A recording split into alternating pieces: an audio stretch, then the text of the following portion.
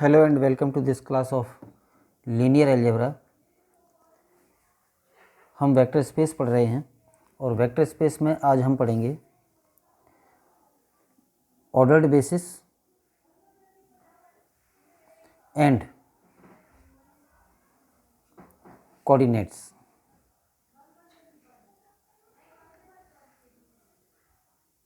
Basis हमने पढ़ लिया है। बेसिस या आधार, आधार एक सेट होता है जिसमें वेक्टर स्पेस के कुछ वेक्टर्स होते हैं और दो तीन उसमें विशेषताएं होती हैं। दो विशेषताएं होती हैं। पहली तो ये कि ये लीनियर स्पान इस समुच्चय का मेन वेक्टर स्पेस के बराबर आता है, यानी ये समुच्चय मेन वेक्टर स्पेस का जनक होता है। और दूसरी ये कि ये एलाई होता है। तो ये तो है आधार की बात, बेसिस। अब उसमें ऑर्डर्ड शब्द जो बढ़ गया उसका मतलब क्या है, क्योंकि आधार होता तो एक समुच्चय ही है और समुच्चय में अवयवों का कोई क्रम नहीं होता। किसी भी क्रम में अवयवों को रख सकते हैं। जैसे अगर एस में तीन वेक्टर्स होते, अल्फ़ा 1 अल्फ़ा 2 अल्फ़ा 3, और ये आधार होता किसी वेक्टर स्पेस का, हम इस सेट को ऐसे लिख दें कि इसमें तीन वेक्टर हैं अल्फ़ा 2 अल्फ़ा 1 अल्फ़ा 3, यानी क्रम बदल दिया, तो ये भी वही समुच्चय है, क्योंकि ये और ये एक ही समुच्चय माने जाएंगे और ये भी उस वेक्टर स्पेस का आधार होगा और ये सेम आधार कहलाएंगे। दोनों एक ही सेट हैं। लेकिन ऑर्डर्ड बेसिस या क्रमित आधार जब हम बोलेंगे तो ये दो अलग अलग क्रमित आधार कहलाएंगे। तो क्रमित आधार में केवल इतनी सी बात है कि आधार के अवयवों को कोई एक फिक्स्ड ऑर्डर दे दिया जाए, एक नियत क्रम दे दिया जाए, एक नियत क्रम। तो अगर आधार के अवयवों का क्रम निर्धारित कर दिया जाए तो फिर वो आधार क्रमित आधार कहलाता है। तो क्रमित आधार के रूप में अगर हम देखें तो ये अगर किसी वेक्टर स्पेस के दो आधार हैं तो ये सेम आधार हैं।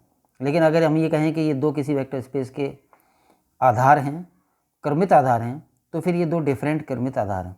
क्रमित आधार के रूप में अगर कहें तो डिफरेंट है, क्योंकि इसमें सदिशों का क्रम अलग है और इसमें सदिशों का क्रम अलग है।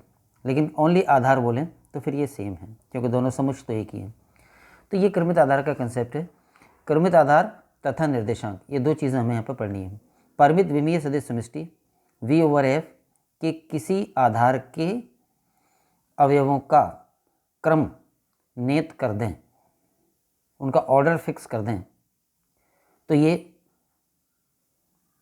आधार क्रमित आधार कहलाता है। तो इसमें कोई ख़ास बात नहीं है, कोई ख़ास काम नहीं है, केवल अवयवों का क्रम फिक्स कर दिया जाएगा कि पहला नंबर का वेक्टर ये कहलाएगा, दूसरे नंबर का वेक्टर ये कहलाएगा, तीसरे नंबर का वेक्टर ये कहलाएगा। इस तरह से फिक्स कर दें, फिर हम बदलेंगे नहीं क्रम को। तो ये तो है क्रमित आधार की बात। इसके बाद क्रमित आधार के सापेक्ष किसी वेक्टर के कोऑर्डिनेट्स या निर्देशांक क्या होंगे, तो वो हमने आगे लिखा है। सदिश समष्टि V/F के किसी भी सदिश अल्फा को इसके किसी क्रमित आधार S के सदिशों के रैखिक संचय या लीनियर कॉम्बिनेशन के रूप में निम्न प्रकार अद्वितीय रूप में व्यक्त किया जा सकता है। ये हम जानते हैं कि हर वेक्टर किसी भी आधार के अवयवों के संचय के रूप में व्यक्त किया जा सकता है, क्योंकि जो आधार होता है वो जनक होता है मेन वेक्टर स्पेस का। तो मेन वेक्टर स्पेस का कोई भी वेक्टर अल्फ़ा ले लें तो इस अल्फ़ा को इस क्रमित आधार के सदिशों के लीनियर कॉम्बिनेशन के रूप में इस प्रकार लिखा जा सकेगा। अल्फ़ा बराबर A1 alpha 1 plus A2 alpha 2 plus AN alpha n। इस कॉम्बिनेशन के रूप में व्यक्त करने में जो गुणांक काम आए, A1 A2 AN, ये फील्ड के एलिमेंट होंगे और इन गुणांकों को कहेंगे हम वेक्टर अल्फ़ा के निर्देशांक इस क्रमित आधार के सापेक्ष, यानी A1 A2 AN ये क्रमित आधार के सापेक्ष निर्देशांक कहलाएंगे। तो ये ऑर्डर्ड बेसिस एंड कोऑर्डिनेट्स का कंसेप्ट है। एक बार फिर बोलें, किसी वेक्टर स्पेस के किसी बेसिस या किसी आधार के सदिशों को एक विशेष क्रम में रख दिया जाए, यानी उनका क्रम फिक्स कर दिया जाए, तो वो क्रमित आधार कहलाता है। और वेक्टर स्पेस के किसी भी वेक्टर को क्रमित आधार के सदिशों के रैखिक संचय के रूप में व्यक्त करने पर जो गुणांक आते हैं वो क्रमानुसार उस वेक्टर के उस क्रमित आधार के सापेक्ष निर्देशांक या कोऑर्डिनेट्स कहलाते हैं। क्योंकि क्रम फिक्स्ड है तो इसी क्रम में अगर वेक्टर लिए जाएं तो अल्फ़ा को इनके कॉम्बिनेशन के रूप में व्यक्त करने पर जो ये गुणांक आएंगे वो अद्वितीय भी होंगे, यूनिक होंगे, यानी यही गुणांक होंगे, दूसरे फिर पॉसिबल नहीं होंगे। इन अद्वितीय गुणांकों को हम कहते हैं इस वेक्टर अल्फ़ा के इस क्रमित आधार S के सापेक्ष निर्देशांक। निर्देशांकों पर बेस्ड हम एक दो एग्जाम्पल आज ले रहे हैं। फर्स्ट एग्जाम्पल है S, जिसमें 3 वेक्टर्स हैं अल्फ़ा 1, अल्फ़ा 2, अल्फ़ा 3।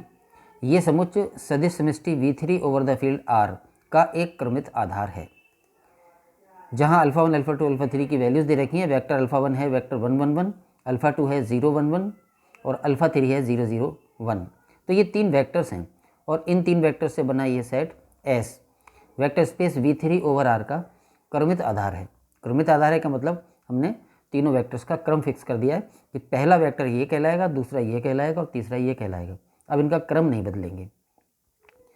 फिर vector space V3 over the field R का ये जो वेक्टर है अल्फ़ा 3 1 4, इसके इस आधार के सापेक्ष निर्देशांक ज्ञात करने हैं। ये क्वेश्चन है।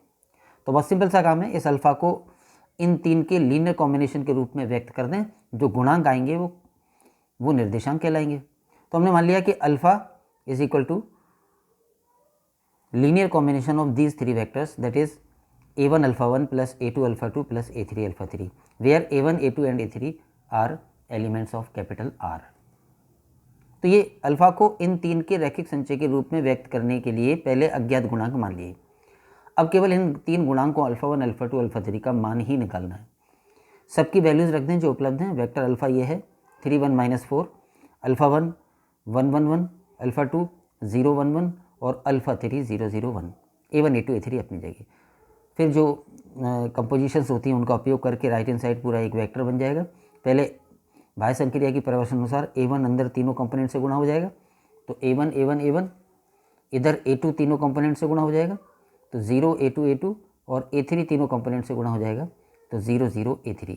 और फिर ये तीनों वेक्टर्स जुड़ के एक नया वेक्टर बन जाएगा, यानी कंपोनेंट वाइज ऐड हो जाएंगे। इसका फर्स्ट कंपोनेंट a1 प्लस इसका 0 प्लस इसका 0, तो ओनली a1, और इसका सेकंड कंपोनेंट a1 प्लस इसका a2 और इसका 0, और third component a1 plus a2 plus a3। ये 3 कंपोनेंट वाला वेक्टर इस वेक्टर के बराबर होना चाहिए। तो कंपोनेंट वाइज कंपेयर कर दें। First component a1 is equal to 3, second component a1 plus a2 is equal to 1 और third component a1 plus a2 plus a3 is equal to -4। ये 3 इक्वेशंस बन जाती हैं और इन 3 इक्वेशंस को सॉल्व करके तीनों कोफिशिएंट्स a1 a2 a3 के मान निकालने हैं। a1 का मान तो 3 आ ही रहा है, a1 का मान 3 यहाँ रख दें तो a2 की वैल्यू -2 आ जाएगी, और a1 और a2 दोनों की वैल्यूज़ इसमें रख दें तो a3 की वैल्यू -5 आ जाएगी। तो a1 a2 a3 के मान ये प्राप्त हुए। तो इसका मतलब वेक्टर अल्फ़ा के उस दिए गए ऑर्डर्ड बेसिस के रेस्पेक्ट में कोऑर्डिनेट्स, ये जो गुणांक आए ये कोऑर्डिनेट्स हो गए।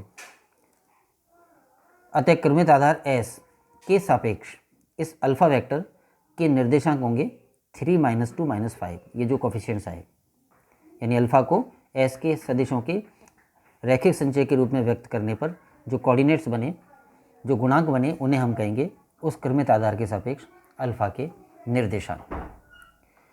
एक और एग्जांपल लें।